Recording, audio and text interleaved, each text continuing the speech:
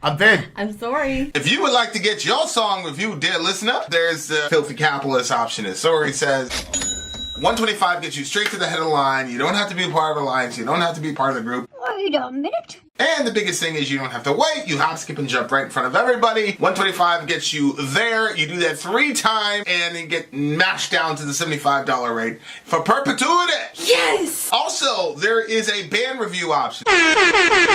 So if you've got a band and you're trying to get your band some exposure, hit me up at itsorry@gmail.com, and I'll show you the details about how to pull that off. You can also jump on Patreon, and there is a option on the tiers to be able to get your band reviewed. Yep. Obviously, we can't lie to you, so we can't guarantee a positive review. Get what you get. It's just rubbish. Rubbish. Rubbish. That's British for garbage. My favorite is the community option. $1 at the gate gets you in at Patreon. You get to join an alliance. The alliance joins their points together, and that helps determine what songs that we do. The alliances hang out on Discord. Message me on Patreon to get the link. And they do all kinds of other cool things. They do Minecraft, Dungeons and Dragons. Yeah. It's really a community within the community. Anybody can go in the village, facebook.com/VinandSorry. There's 160,000+ people on the channel. What's cool about the Discord is that it offers a real opportunity for community connection, friendship, that type of thing. And it's on Discord, so if you're not a Facebook person, it's for you. You start off at $1. Right. Plus you get exclusives. Sorry and I are working on a song. So the first 15 seconds of that was on Patreon. Also, at $15 tier and above, when we actually debut the video, they're going to be there live with us. There you are, dear listener. Buy our merch. Buy our merch indeed, and y'all shall lead them. You guys happy about the commercial? The return of the burn, as they say. All right, guys. We are back with another Alliance show. All you got to do, dear listener, patreon.com. You get in for $1. You get all the behind-the-scene thingamajiggamajiggamajiggies. Yesterday, we saw really a classic. We all got to experience, what do you call that? What was the name of that? Goodfellas. I got to see all my rapper time growing up in high school when we were talking about being mobsters, and it was all lines from Goodfellas I just discovered yesterday. But anyway, what's up, Shane Brown? Good to see you, baby. Accidentally joined the live chat. Good to see you. All right, guys, here we go. This is a Patreon alliance. As I said, you go in for $1. It's really legit. Here we go. Intro to song numero uno. I don't know if this is right. It's Rwake, or maybe somebody just meant to say wake and then they put the wrong thingamajiggies there. Go get your mother shine box. Yeah. Rwake is a doom sludge band from Little Rock, Arkansas, that has been around since the late 90s. This song is from their 6th studio album, released just this year, of the same name. This pick comes to us from a fella named Prog Pro. What's up, Prog Pro? Never heard of you, baby, but today's your day. You are now front and center. All right, guys, here we go. Rwake, The Return of Magic. This is Prog Pro's song. Let's check it out. You guys sit back and relax. This one's going to be a little bit, apparently. Here we go. Timestamp is 6 minutes flat, my boy. 6 minutes flat. All right, guys, here we go. She is actually, call me later. Take care of her folks, but I'll give you more details later. All right, here we go, guys. Song numero uno is Rwake. Where's Rwake? The Return of Magic. Let's do it.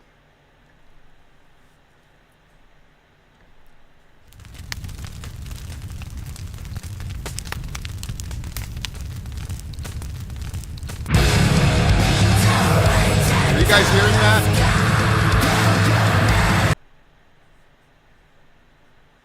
All right. Let's try that again. Let's try that again, shall we?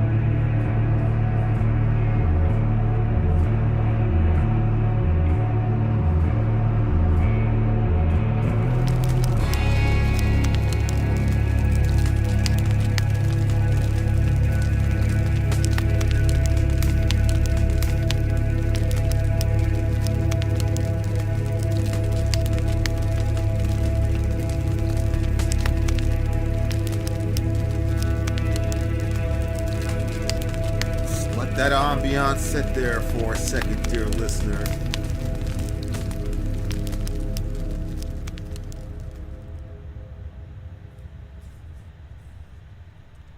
All right, that was our first band from the great state of, I was going to say Mississippi for some reason.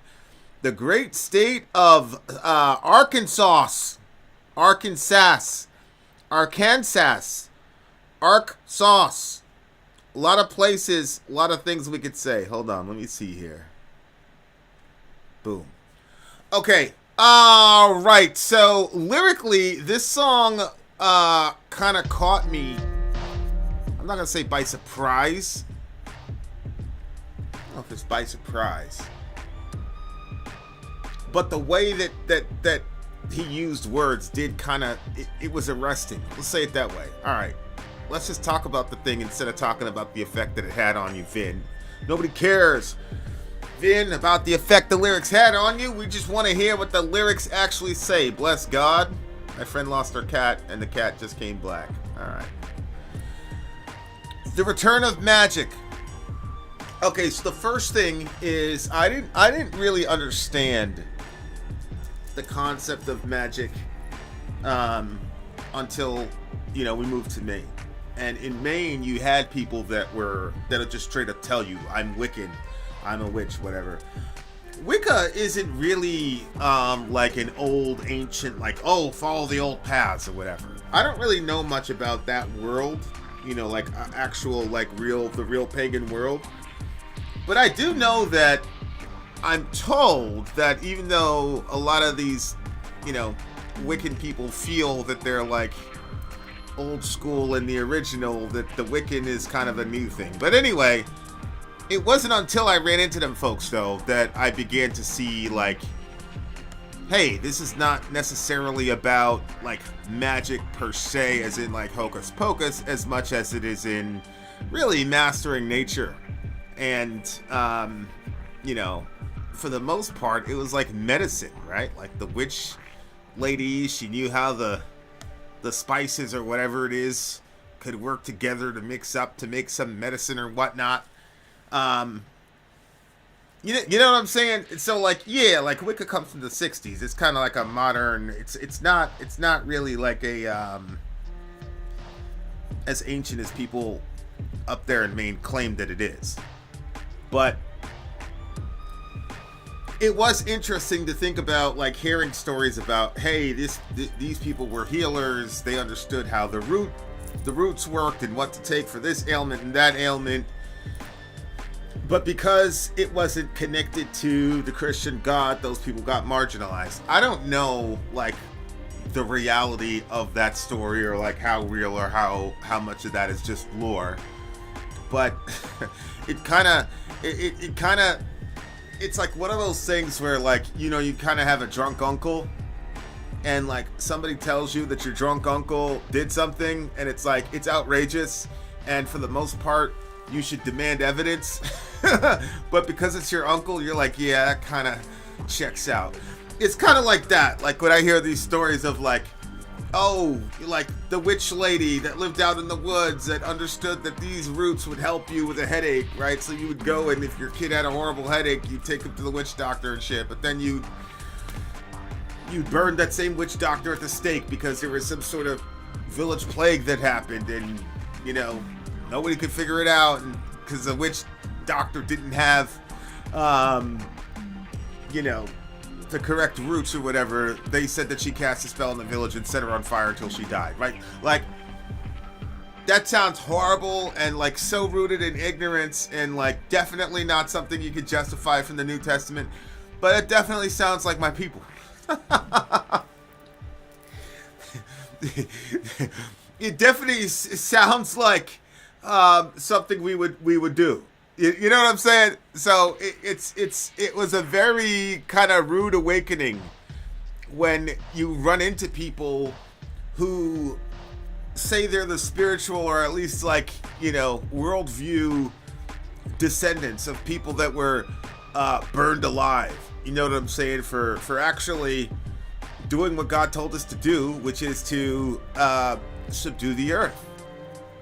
And part of subduing the earth is knowing what from the earth that you can use to improve the quality of human life. That's kind of the idea. It's called the Dominion Mandate. And so I thought it was very odd to me, this whole setup where it was like, it seemed like our pagan friends had pretty much the corner market on the medicinal stuff, like the field medicine stuff.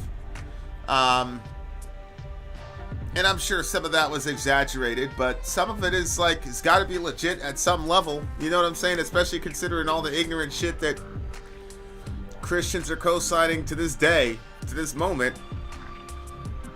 Anyway, tilt your head down and listen to the roots. So I took roots there to be kind of like a double entendre in the sense of like roots as in roots, you know, medicine, everything I was just talking about, but also I get the impression from listening to a lot of pagan metal, or I don't know if it's pagan metal, but metal from people who are aware that that's in their background. I get the impression that it's kind of like this was the default status of European people before Christianity, came in and infected everybody type of thing. It looked to me like they were saying our default position was this pagan nature, not even necessarily theistic sort of understanding of the world. And then you guys came in and forced Christianity on everybody. And so that would go to the understanding of like, we are the roots, right? Like this is the roots of who we were as people prior to this thing that got imposed on us. Interwoven, supported, connective, how we thrive, that would be the root system, right? So the root systems that are like underground in trees, right? And like there is a sort of community, and they actually communicate with each other. That's something I actually learned on the channel. Like these root systems actually talk and communicate. Hey, what's up, Kellen Dross, Dark Guardian, whoever you are. So like that's the thing. It's like, yo, they've got these really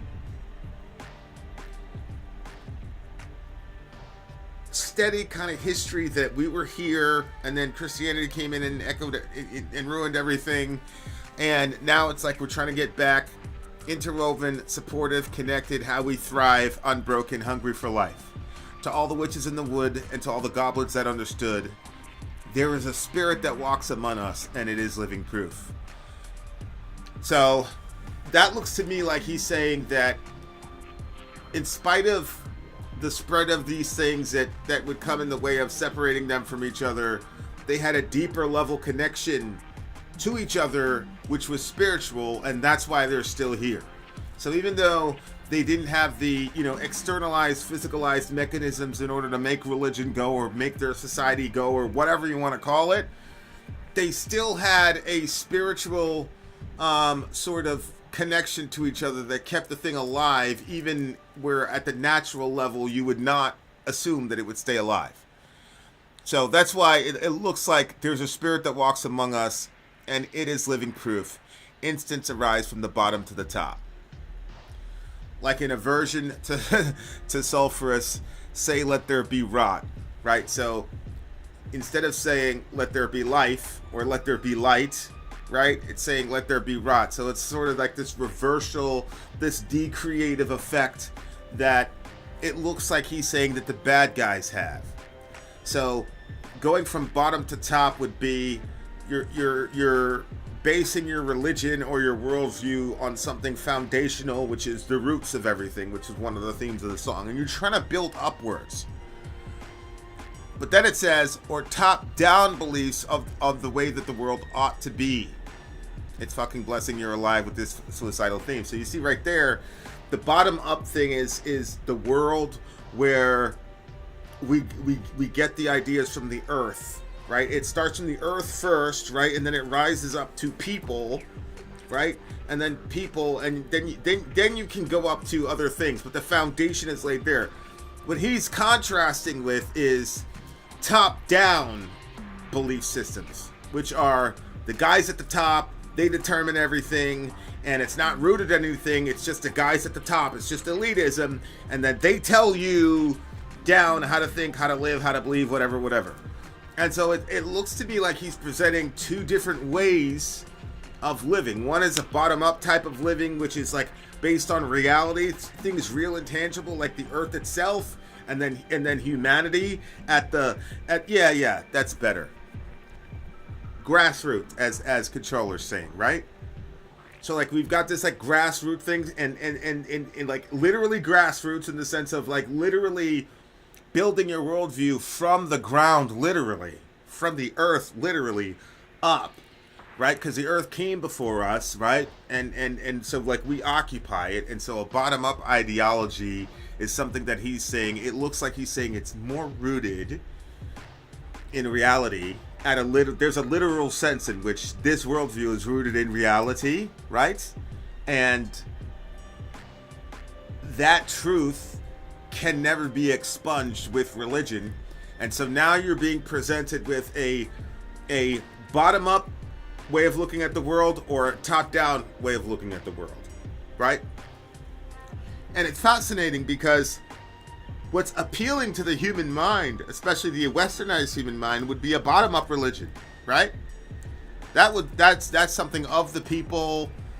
That's something where you kind of get some form of humanity being like sort of related to each other.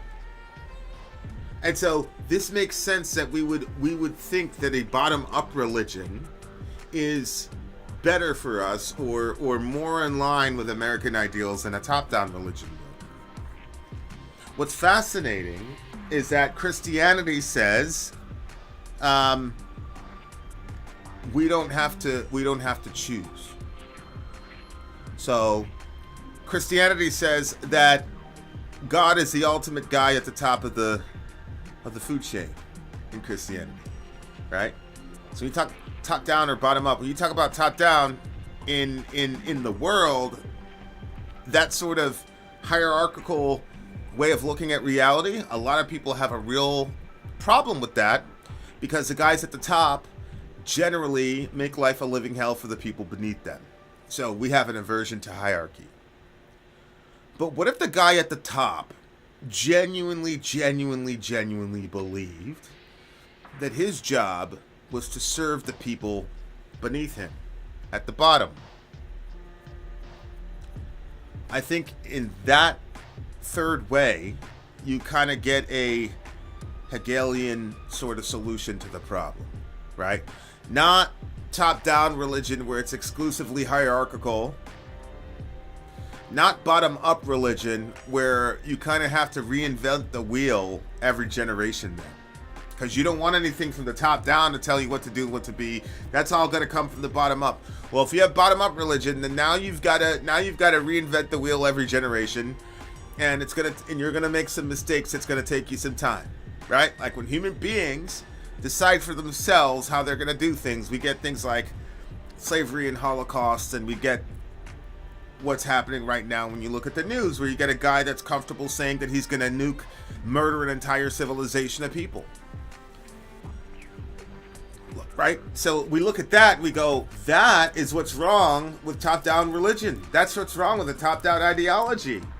You got a guy like that, and he's got all this top-heavy power, and so now he's going to go out and kill a bunch of people. And then you look at communism. And what was communism? Communism was a bottom-up thing, right? The proletariat. We're gonna take care of the proletariat against the bourgeoisie. But what ended up happening? Millions of people died. And we're so basic. Human beings are so basic. We're like, oh, it's the economic system that's the problem. So it's the top-down economic system, called capitalism. That's a horrible look at the system. You got a guy out here threatening to murder the entire planet, right? You take the complete opposite end of the spectrum and you go, let's go bottom up. Let's be of the people, for the people, and by the people. Yeah. All right. Material conditions on the ground. That's Marx, right? And then what happened? Millions of people died. And human beings are so basic. We're like, oh, we found it's the wrong economic or political philosophy. That's the issue. Well, between Marxism and capitalism, what is the only constant? Human beings. human beings are the only constant. So it's interesting. Christianity says that top-down leadership is important because competence is important. Right? Like, we're going somewhere. We are going somewhere. And at some level, you want a group of people who have seen a little bit farther down the field, right? Have been through that rodeo before, have crossed that bridge before, right? And you want people that kind of have that so that the rest of us can kind of function in a coherent manner. You also want the bottom-up mentality because that way you never lose your connection to the people that you're serving. I remember like Obama said something really interesting one time. He said by the time he became, by the time he went into like year 7 of his presidency, you know, you get 2 terms. He said he got really, really, really good at the job. And then he said, but I had spent so much time getting good at the job that I was separated from the people, which is kind of what got me in here in the first place. And so, yes, I got better at the job, technically speaking, but as far as like knowing which levers and stuff I needed to pull, I got separated from that because you can't have both at the same time. And he said, I thought this was amazingly, and this is one of the, I said, oh, this is a reason why he's successful in whatever he does. He said, it's very clear from the way that I talked about Mr. Trump that I had completely lost touch with the American people. I thought that was just a very self-aware, wise thing to say. And to me, that encapsulates the dichotomy of top-down versus bottom-up, right? When he was the bottom-up guy, he was a community organizer, it was rah, rah, rah, but being the community organizer doesn't get you into the seat. What gets you into the seat is the top-down mentality. And so it's like he was a bottom-up guy that's going for a top-down role, and he thinks he's going to bring the bottom-up mentality into the top-down role. They all think that, and then they get into the role, and then they all change their minds, like 100% of them, right? Including Mr. Trump, I believe. I believe that Mr. Trump thought he was going to do XYZ thing, and then once he got read into stuff, he's like, oh, okay. So my point is that I see in Christianity a perfect balance of top-down and bottom-up. You have the ultimate top-down guy, Jesus, the creator, right? Who's really good and competent at running the universe, but who also is really, really good at being part of the people. So much so that he joins us in the dirt and the muck and the mire, right? And so in Jesus, I get the, you know how the cross is the intersection of these 2 beams of wood? There's so many things that intersect in the person and work of Jesus, and this is one of them.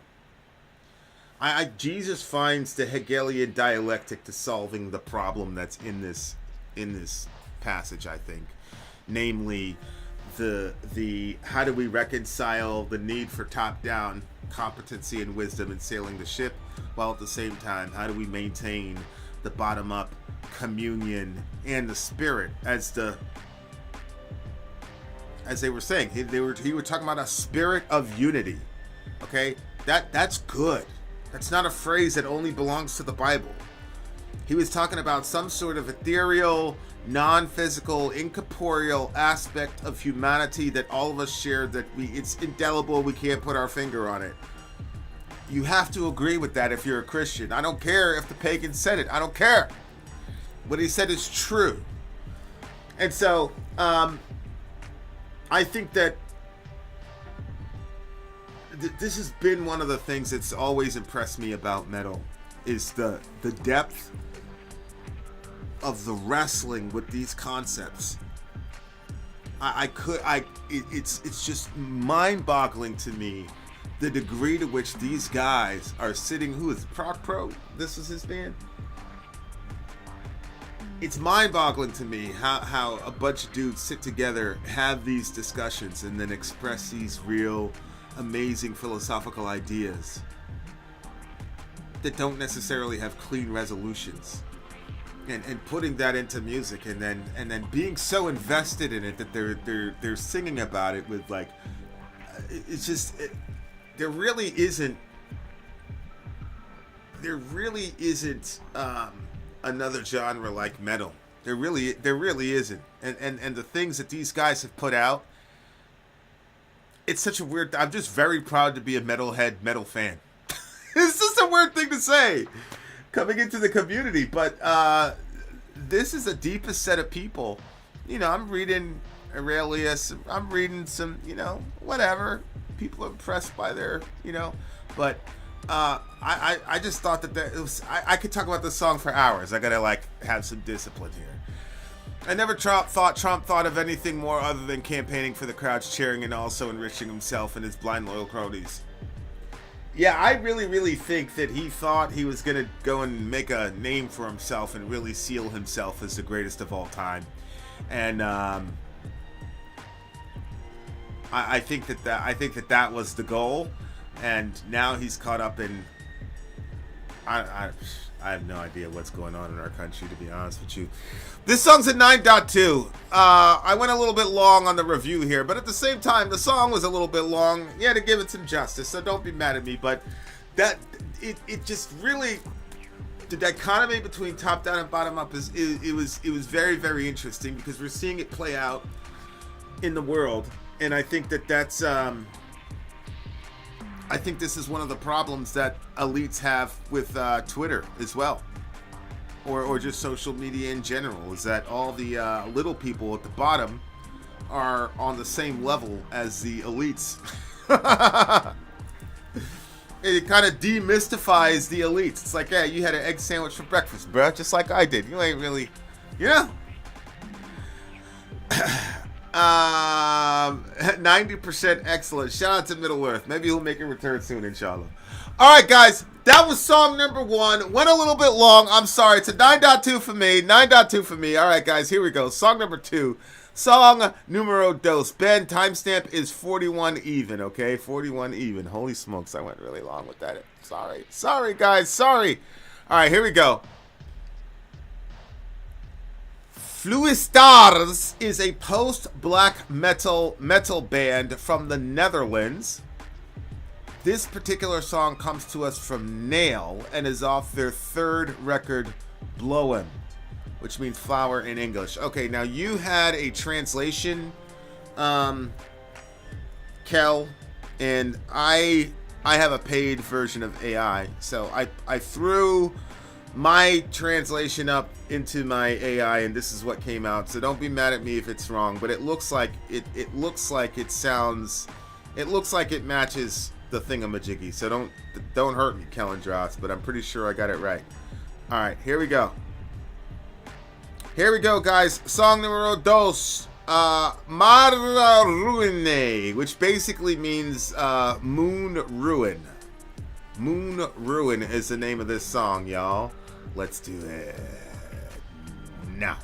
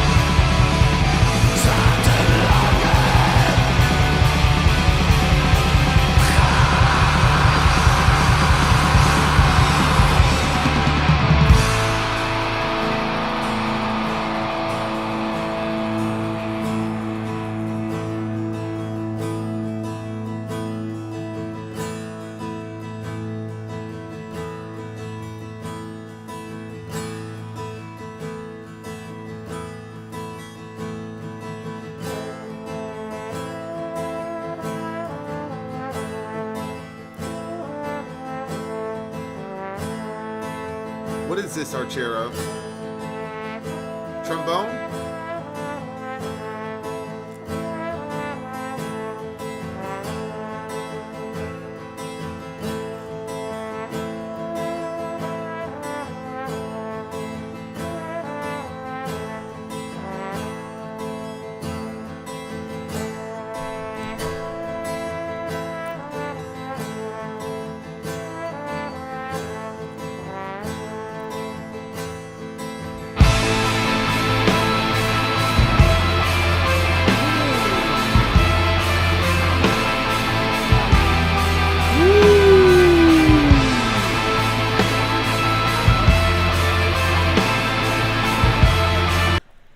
I'm sorry. I've never seen that before. We have to do that again. I'm sorry. He transitioned from the trumpet or the trombone to the guitar. I'm sorry. I know the rule. We're not supposed to cut the thing off. Forgive me. We gotta do that again. I'm sorry. I really am.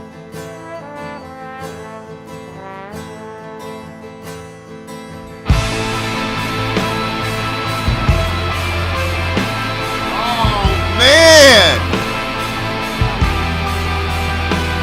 I'm sorry, we gotta do that again. I'm sorry. Kelly Johnson, hey, you're my boy. You gotta forgive me. I'm sorry, we gotta do that again. That is incredible. Watch what he does with the trumpet. Alright? And then they translate it on guitar. It's beautiful. I'm sorry.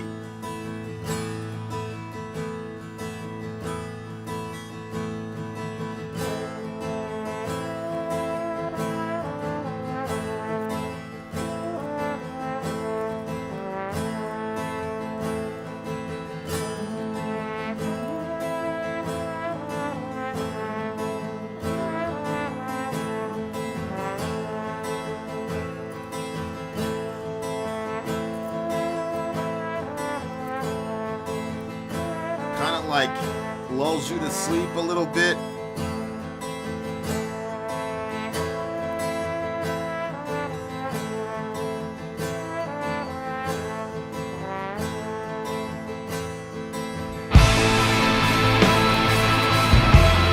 Oh my God, dude. It's freaking hard, bro.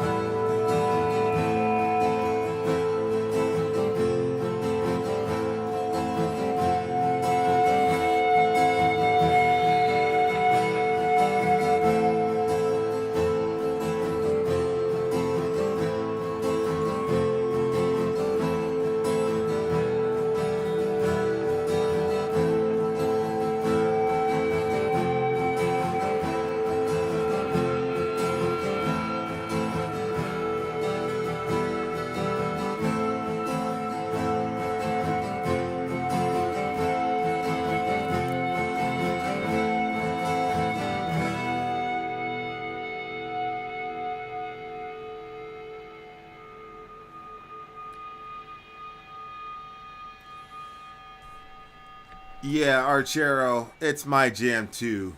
That was such a good song, man. Such a good song. What the previous band did with the lyrics, this band did with the freaking, um, with the musicianship, man. And they just let that joint sit because they knew, yo, this section is sweet right here, and they let that ride. And then what I loved was like they just kept it exactly where it was and just rode that part of the song, bro. Because like, you know, I still have this problem, like, because you've heard, my friend broke this down to me one time. He's like, listen, you've heard the same chord progressions, the same counts, you know, the same, especially rap, you know, 16 bars for a verse, hook, another 16 bars, hook, middle, end, right? Like, that's how it used to be. Now it's like one verse or whatever. Like, I'm not dissing. I'm just saying, like, it's making music like this is becoming more and more and more and more and more difficult. How come nobody informed me about tonight? Okay, I'm going to inform everybody. We are live on Tuesdays and Thursdays, 10 p.m. Eastern Standard Time, every week. Okay? We will also be, I'm also going to be doing like maybe I'll do a Middle America tonight, considering the Middle Americans are here. So maybe I'll do a Middle America tonight. If you're on the Middle America side, write out what you want us to talk about after this show. But right now we're talking about this song. I didn't really know a lot of what they were saying. It looks to me like there's some form of their religion or belief system where the fate of humanity gets settled at the moon, right? So it's like, this is a Dutchman, the ancient house on the moon where everything is determined in the white ash of the night, right? So that, it looks like in some religion that the great house, right? The ancient house on the moon. That would, it's sort of like God's kind of like palace, right? The Bible has this in Psalm 82. It has what's called a divine council scene where God is actually rebuking the other gods. I mean, he actually calls them gods. He says, I said you are gods, sons of the Most High, all of you, but you will die like men and fall like any prince. So that's Psalm 82. So like, there is a, biblically speaking, a divine council where literally they get together and they deliberate on the affairs of men, and God gives them basically a performance review.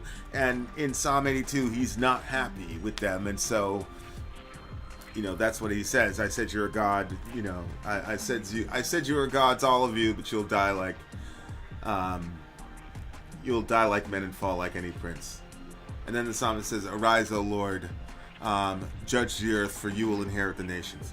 There's a lot in that, but the point is that there's some correlation between this ancient house on the moon where everything is determined and God's divine counsel in Psalm chapter 82. You know, Job chapter 1 is also a divine counsel scene, right? So Daniel chapter 2 is a divine counsel scene.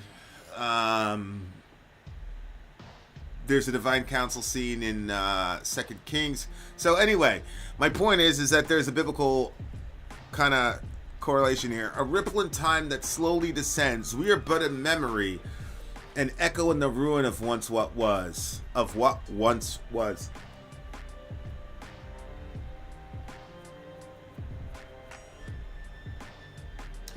I'm doing a lot of prep for this debate I'm going to be having. And it is just very interesting who makes it in history and who doesn't. You know what I'm saying? And it's you know, Josephus is a Jewish writer. He is, you know, I'm prepping for this debate or whatever, and he's a Jewish writer, and he's obsessed with what happened to his people in the build-up to the destruction of Jerusalem and the temple. But at the same time, he's also writing a history for the Romans who have his life in their hands. And so it's just very interesting who history records, who history talks about, and who doesn't. And it's just incredible to think about all the human beings and the incredible things that all those people have done that we will never hear about. Like I think about people like, oh, LeBron James is the greatest athlete ever. And I actually believe that. You know, I think that, you know, Bo Jackson was like incredible and impressive, but I think as far as like greatest athlete ever, has to be LeBron. And I'm not even talking about winner. I'm just talking about what a basketball player has to do to their body. And what LeBron has had to do with his body, considering the amount of mileage he's got on those legs is incredible. So it's like, okay, what? We're saying that this is the greatest physical specimen we've ever seen. It's like, yeah, we've ever seen. Because imagine this. There are entire sports. There are entire genres of art, sports, literature that we've never heard of. Those people lived and died. Those cultures lived and died. We have no idea. So there was some guy, like, you got to think about it. Like, of all us Homo sapiens, somebody is like the ultimate like athlete, right? What are the odds that of all the, you know, I don't know, 80 billion people that have ever walked terra firma, that we actually found them in LeBron or Michael Jordan? You know what I'm saying? Like, that's the thing I'm saying about history itself. It's like, yo, we don't know what we don't know. There could have been some insane sport similar to basketball with like a 13-foot hoop or something like that. We'll never know. You know what I'm saying? And so it's like, when you start really looking into history, like I'm looking into, because I'm prepping for this debate, like, you really start being like, yo, there's not a lot of us that made it, man. Like, it's insane. It's insane. So, which made me even more, like, excited about my faith. Like, to understand that, hey, there are very few people that make the historical record. And so for Jesus and James the Just and Paul and John the Baptist, for these people mentioned in your Bible to be mentioned in history, that's huge. That's very, very huge. Like, we've got a historical faith. It's unbelievable. This song was great sonically. I really, really enjoyed it. I really, really enjoyed it. I do this about 3 times a year. I'm actually going to give this an effing wow rating. There's never been a song, never has there been a song in the entire history of It and Story that's got an effing wow rating. That's how impressed I am with the transition from the horn to the guitar, or the trumpet to the guitar. That was incredible. And I'm sure, like, mathematically it makes perfect sense. Like, it's not that big of a deal on the sheet itself, but I just thought that was incredible. Absolutely incredible. And the track with this, the history of humanity is a graveyard of forgotten potential and realized dreams. Man, Kellen Dross with the wisdom. We got one more song, dear listener. And on top of how to best archive history and its participants, there are the biases of those record. Oh, 100%. 100% controller relative to the biases, right? Like Josephus. Josephus is absorbed into the Flavian dynasty. These are Romans. He was a general, high up guy in the Jewish military. He defects, expatriates, and joins up with the Romans once he sees there's no way they're going to win, and then works to try to get the Jews to surrender so as to avoid the annihilation that was certain to happen. But obviously, when you see that the way that he writes, and you understand who he's writing to, then certain decisions that he makes with numbers, for example, make a whole bunch of sense. Like, makes a lot of sense as to why he phrases certain things a certain way. So, yeah. Really interesting stuff. All right, guys, we got one more song. Un mas. By the way, all you Middle Americans, let me know what you guys want us to talk about after this show, because I'm gonna do a Middle America show after this show. But this show is not over yet. We got one more song for you losers. You losers! All right, let's go. Intro song 3. Let's check it out. Check it out. When I first saw this, I thought that the name of the band was Dark Trash. Look at it. Darkestra is an incredible black and folk band hailing from the small country of Kyrgyzstan. I think I pronounced that properly.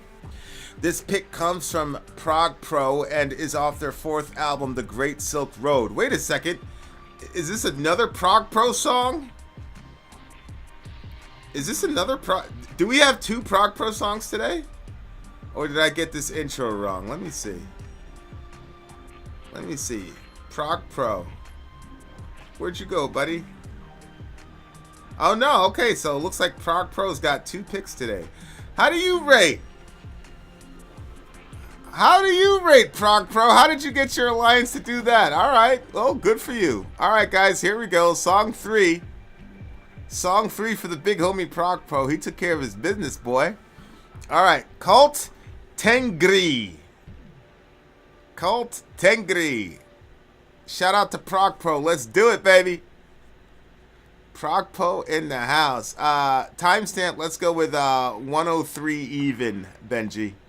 All right, guys, here we go.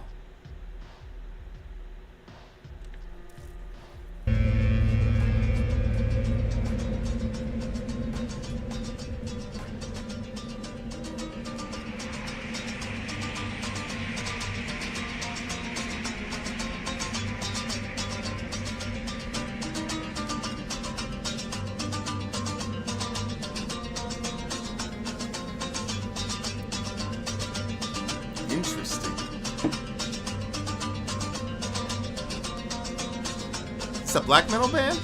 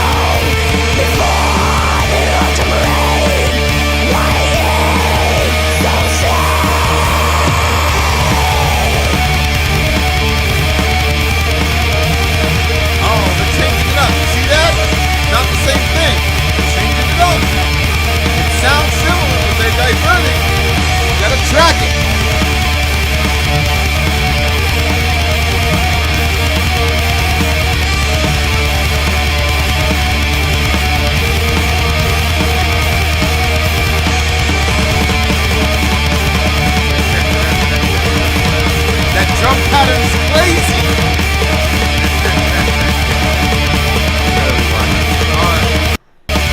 Oh, I don't know what happened. Watch this drum pattern coming up. Kid loses his mind on this drum pattern. Watch this.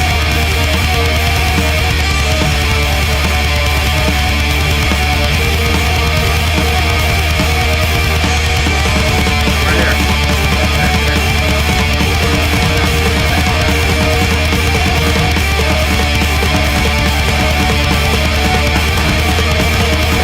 Love that shit. I'm gonna steal that so much, bro.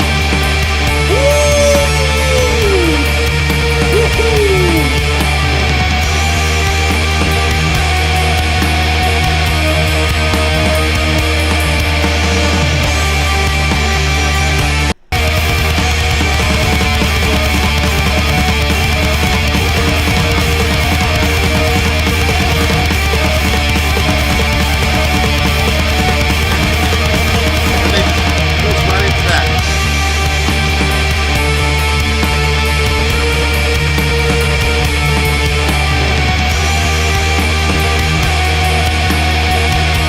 Sounds like Mediterranean, almost Egyptian there. Doesn't it?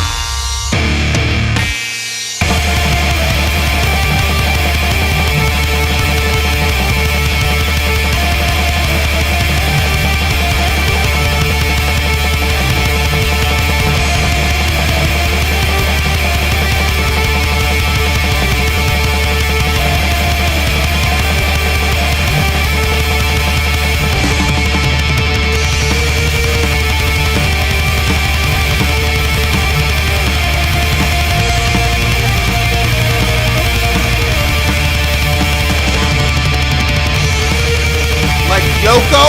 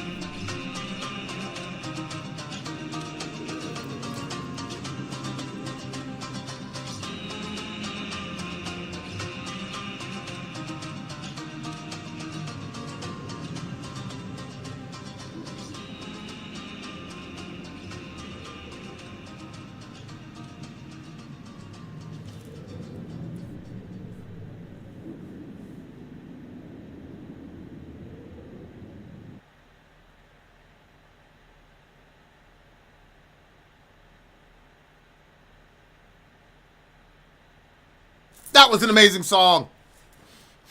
Caught you guys sleeping. Holy smokes. Man, the picks today were crazy. This Prague Pro kid. Bro knows what he's doing. Alright, Prague Pro. Don't like the name, but at least he didn't come at us with no weak sauce, prog bands or whatever. Like, he came with some, like, actual artists. So you can't judge a book by its cover, y'all. You can't, his name's Prague Pro, so he's going to have whack music. You got to give it a chance. I ain't going to lie. Like, as soon as I saw a name, I was like, oh, God, it's going to be trash. But bro got us 2 of the hardest songs of the night. You know what I'm saying? So you can't judge a book by its cover. What can you do? I don't condone Prague, but you can't penalize a guy for having a name, because he brought it tonight. One of them songs got a wow rating. Didn't even get a hit my playlist type thing. All right, let's see what Shorty's talking about here. I was just in love with this song. We had some really, really, really, really good selections tonight. It's kind of weird, but anyway. The pain burns in my conscience by a fresh, disturbed wound. Right out the gate.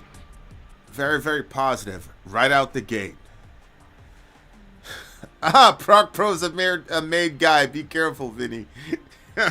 Yeah, I feel like we're going to have a lot of good fellas. I was hitting Mike up. Yes, I should have hit him up yesterday. Like, yo, that was a classic, son. That was a classic. All right. The pain burns in my consciousness by a fresh, disturbed wound.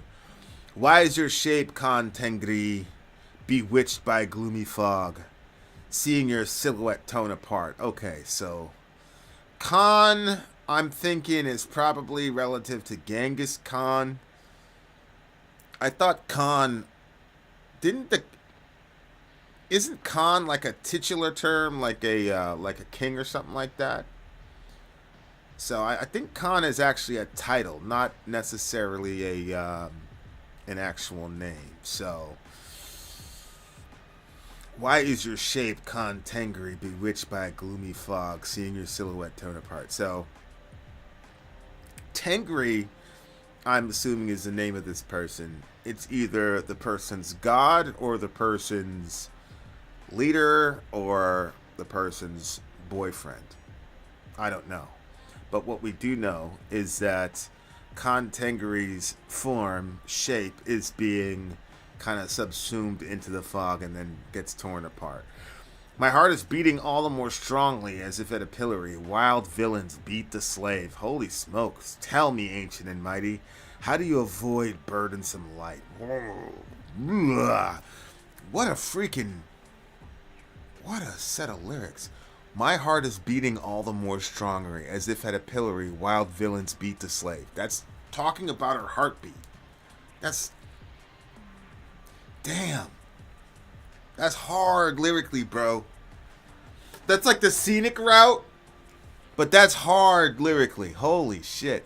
My heart is beating all the more strongly, as if at a pillory, wild villains beat the slave. Tell me, ancient and mighty, how do you avoid burdensome light?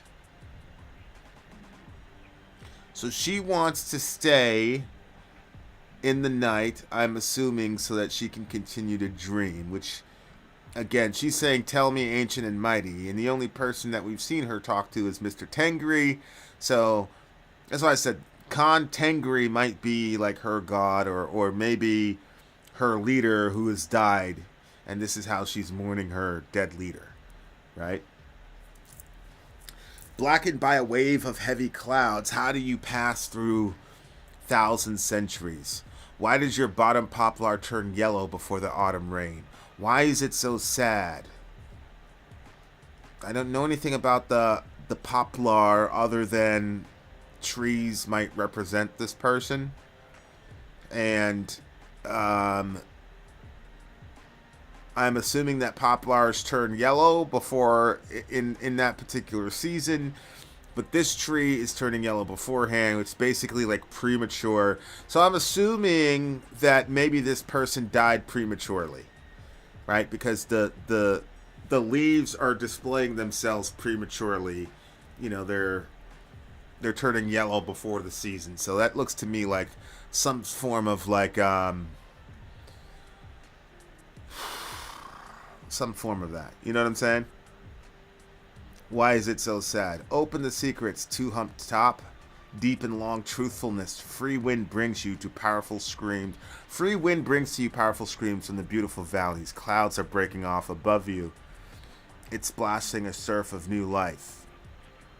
Why is your shape contingry bewitched by a gloomy fog, seeing your silhouettes torn apart? Yeah, so it looks like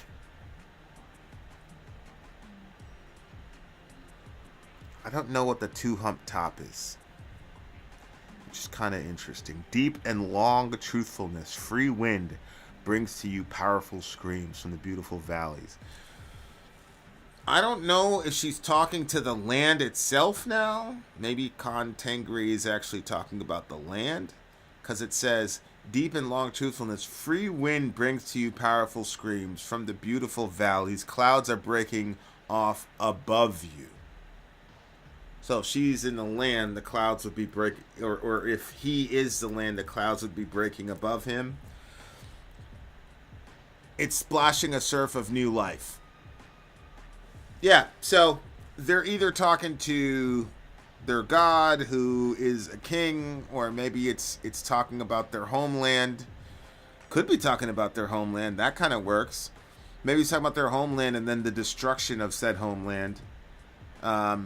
Either way, I genuinely enjoyed it. I'm actually going to look this song up because I'm very, very curious as to actually what it means, and I want to see how close I got to, because this is very, very interesting.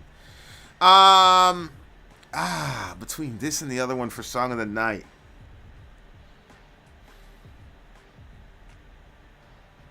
I'm going to give this one a 9.4.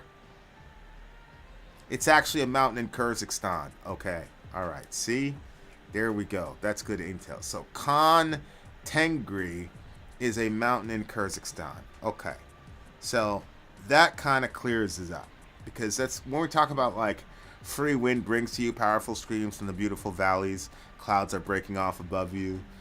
So that's why I was saying, like, this could be the land, and like you're now personifying the land because your land is being torn apart by either modernization or just general war.